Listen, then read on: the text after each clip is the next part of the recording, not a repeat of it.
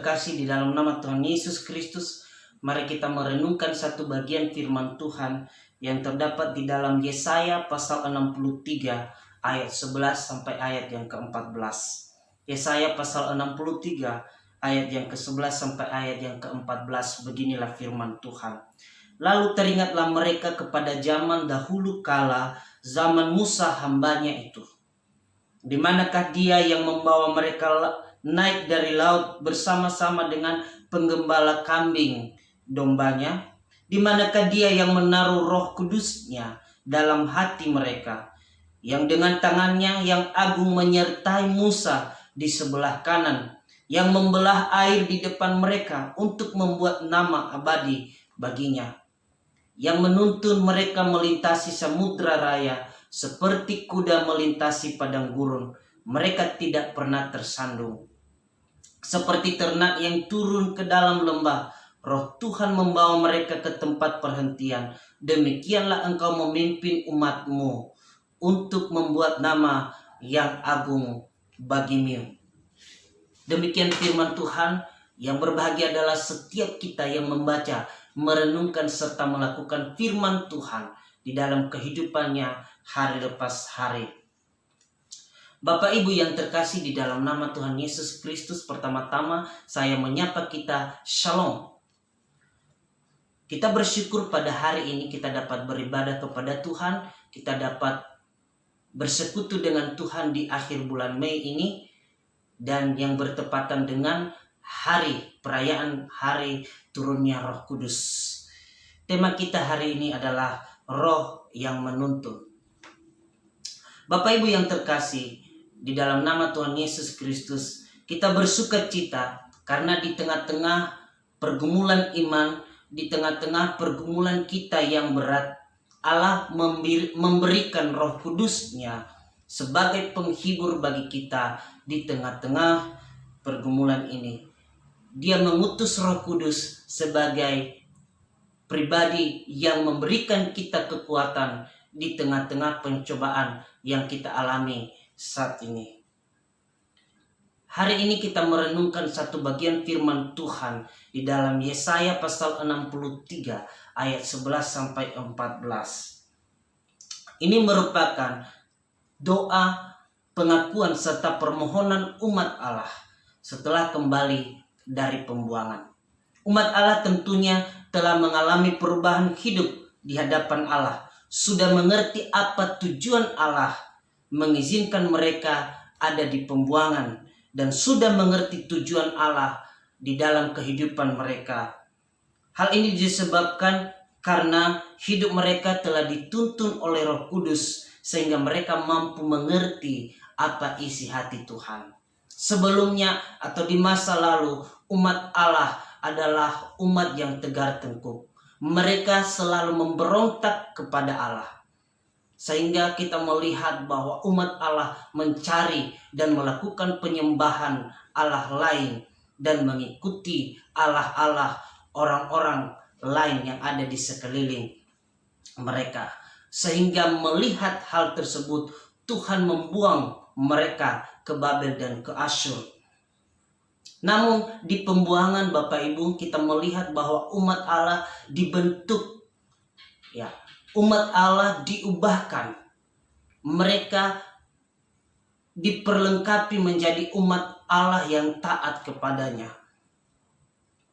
Mereka mulai membuka hati untuk dituntun oleh Roh Kudus, sehingga mereka menempatkan Roh Kudus atau mengizinkan Roh Allah berdiam di dalam hati mereka, sehingga di sana di pembuangan mereka mulai mencari Tuhan. Sehingga dari sana Allah melihat perubahan hidup dari umatnya, sehingga Dia mengembalikan mereka ke tanah asal mereka, yaitu tanah Kanaan. Bapak Ibu, masa lalu bagi umat Allah menjadi sebuah pembelajaran berharga, karena ternyata ketika mereka ada di pembuangan, kegelapan itu telah menguasai mereka. Mereka tidak bebas, mereka tidak merdeka, mereka tidak mampu menikmati seperti halnya mereka menjadi umat yang merdeka. Mereka tidak mampu menikmati apa yang mereka kerjakan, justru mereka ditekan, mereka menjerit atas cambukan yang dilakukan oleh para penjajah mereka. Oleh karena itu mereka mengalami pertobatan yang luar biasa, dan ternyata pertobatan itulah yang mencelikkan hati mereka sehingga mereka sadar apa yang mereka lakukan ternyata akibatnya sangat buruk terhadap mereka dan terhadap anak-anak mereka. Bapak Ibu yang terkasih, dalam nama Tuhan Yesus Kristus, kehadiran Roh Kudus bagi hidup setiap orang itu sangat memberikan dampak yang luar biasa, mampu menerangi hati dan pikiran manusia sehingga manusia itu dapat berpikir dengan benar, bahkan dapat bertindak dengan benar. Kehadiran Roh Kudus membuat manusia mengenal Allahnya dengan benar, serta membuat manusia itu mengenal apa tujuan Allah, sehingga dengan berbagai pergumulan hidup yang dilewati, dia tahu bahwa ada tujuan Allah yang lebih baik untuk memperbaiki kehidupannya. Namun Bapak Ibu, terkadang di dalam melewati hari-hari kita sebagai pengikut Tuhan, seringkali kita menjadi pemberontak. Seringkali kita tidak mau dituntun oleh Roh Kudus. Karena kenapa? Karena kita merasa dengan mengizinkan Roh Kudus, dengan melakukan perintah Allah, kita merasa terkekang. Kita tidak bebas melakukan apa-apa, seperti halnya orang-orang yang tidak mengenal Allah. Kita sebagai manusia ingin bebas, ingin melakukan apa saja semaunya kita, sepuasnya kita, sehingga kita menjadi pemberontak kepada Allah. Kita menjadi pemberontak kepada Allah hanya untuk memuaskan nafsu jahat kita, yang terkadang itu menggiurkan hati. Tapi kita tidak mengerti bahwa dampak yang kita alami dari pemberontakan kita itu adalah membuat Roh Kudus yang ada di dalam hidup kita menjadi jauh daripada hidup kita, sehingga terang itu tidak lagi menerangi hati kita. Justru yang menguasai hidup kita adalah kegelapan, dan itu sangat berakibat buruk di dalam kehidupan kita. Oleh sebab itu Bapak Ibu, melalui nats yang kita renungkan hari ini, kita belajar tentang kehidupan umat Allah yang telah diperbaharui oleh Tuhan, yang telah diperbaharui oleh Roh Kudus. Ternyata itu membuat mereka menjadi lebih baik. Mereka dipulihkan kembali oleh karena Allah begitu mengasihi mereka. Tentu Bapak Ibu kita bertanya, bagaimana hidup orang-orang yang sudah dibaharui oleh Roh Kudus? Di dalam nats yang kita renungkan ada 3 hal yang kita dapat pelajari di dalam nats ini. Yang pertama, bahwa orang yang sudah dituntun oleh Roh Kudus, orang yang sudah dikuasai oleh Roh Kudus, maka mereka akan mengingat kasih dan kuasa Allah di masa lalu. Dikatakan di ayat yang ke-7 bahwa aku hendak menyebut-nyebut perbuatan kasih setia Allah. Dan di ayat yang ke-11, lalu teringatlah mereka kepada zaman dahulu kala. Ternyata ini menunjukkan bahwa mereka benar-benar telah dipulihkan dari kehidupan yang suram di masa lalu. Umat Allah telah diubahkan oleh Roh Kudus sehingga membuat mereka teringat akan masa lalu. Mereka teringat akan kasih Allah. Mereka mengingat kembali akan kuasa Allah. Apa yang telah Allah lakukan di masa lalu bukan sesuatu hal yang mudah dilupakan. Justru melalui itu mereka mengetahui bahwa ternyata Allah adalah Allah yang maha kuasa, Allah yang maha kasih, Allah yang sanggup melakukan hal-hal yang mustahil bagi mereka. Bapak Ibu, kenapa umat Allah mampu mengingat kasih dan kuasa Allah di masa lalu itu disebabkan karena hati mereka telah dikuasai oleh Roh Kudus. Roh Kuduslah yang menggerakkan hati mereka untuk mengingat itu.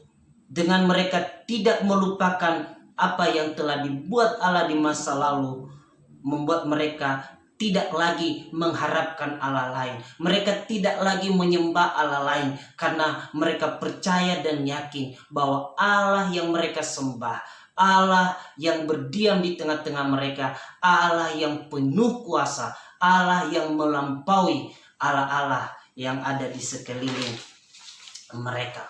Bapak Ibu yang terkasih di dalam nama Tuhan Yesus Kristus, masa lalu memang seringkali menghambat kita untuk menggapai masa depan. Tetapi masa lalu juga dapat menjadi pembelajaran bagi kita untuk memperbaiki masa depan yang lebih baik lagi. Melupakan masa lalu sama halnya kacang yang lupa akan kulitnya. Seringkali kita manusia yang hidup di zaman ini, kita seringkali melupakan apa saja yang telah diperbuat oleh Allah di dalam kehidupan kita. Begitu juga dengan apa yang dilakukan oleh orang lain terhadap kita. Kita seringkali melupakan itu. Apa yang baik, apa yang pernah dilakukan oleh orang terhadap kita. Mungkin kita pernah ditolong ketika kita mengalami kesusahan, ketika kita mengalami kesulitan-kesulitan. Kita seringkali melupakan hal itu. Bapak Ibu, orang-orang yang seperti itu adalah orang-orang yang masih belum dibaharui oleh Roh Kudus. Jadi orang-orang yang sudah dibaharui oleh Roh Kudus, pasti dia akan mengingat kebaikan dan keajaiban-keajaiban Allah yang telah dikerjakan Allah di dalam kehidupannya.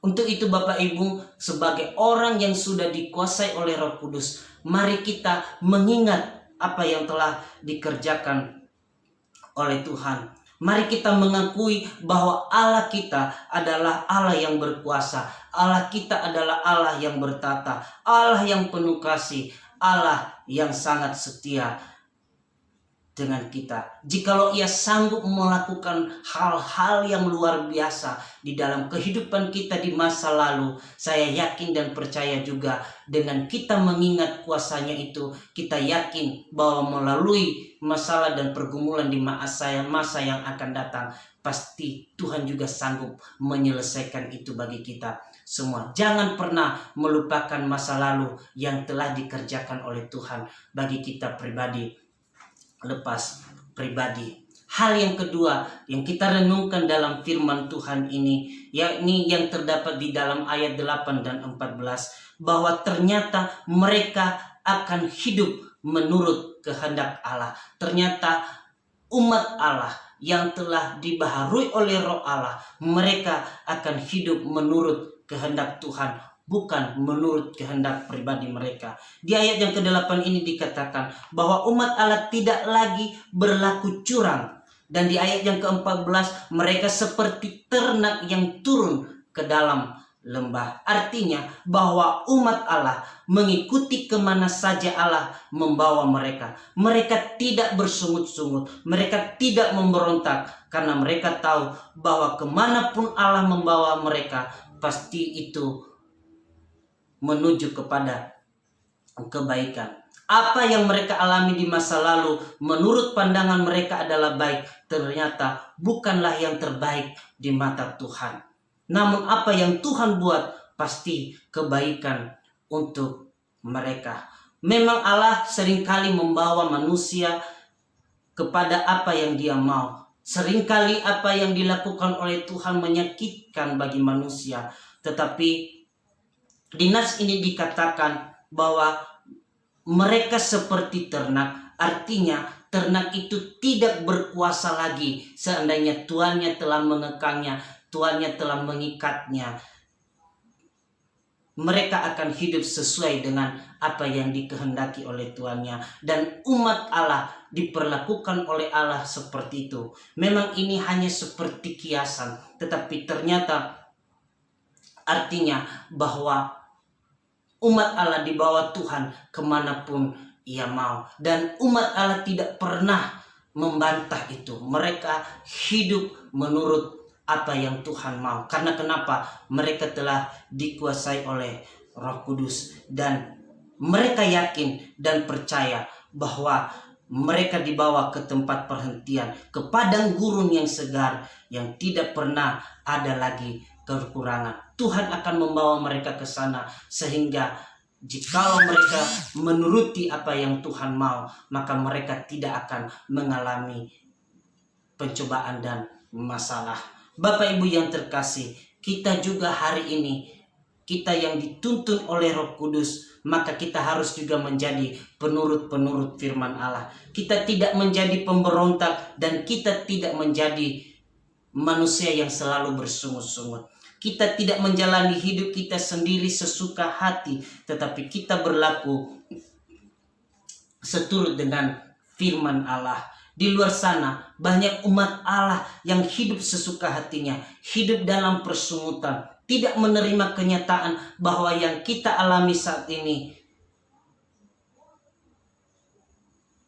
menjadikan kita lebih dekat kepada Allah. Mereka tidak menjadikan apa yang dialami saat ini sebagai sebuah pembelajaran. Mereka mengatakan bahwa saya tidak mau mengikuti apa yang Tuhan kehendaki. Tetapi hari ini kita menerima Roh Kudus, maka kita bersedia dituntun dan dibawa kemanapun Tuhan mau. Memang itu begitu menyakitkan bagi kita. Memang itu begitu sulit. Kalau Tuhan membawa kita kepada yang Dia mau, mungkin kita tidak bisa bergerak kemana-mana. Tetapi yakin dan percaya bahwa ketika Tuhan yang membawa kita kepada jalan yang Dia mau, pasti itu menuju kepada kebaikan. Mengizinkan Roh Allah menguasai dan menerangi hati kita, yang pada akhirnya kita terkebur. Jikalau kita tidak mengizinkan Roh Kudus menuntun kita kemana pun kita mau,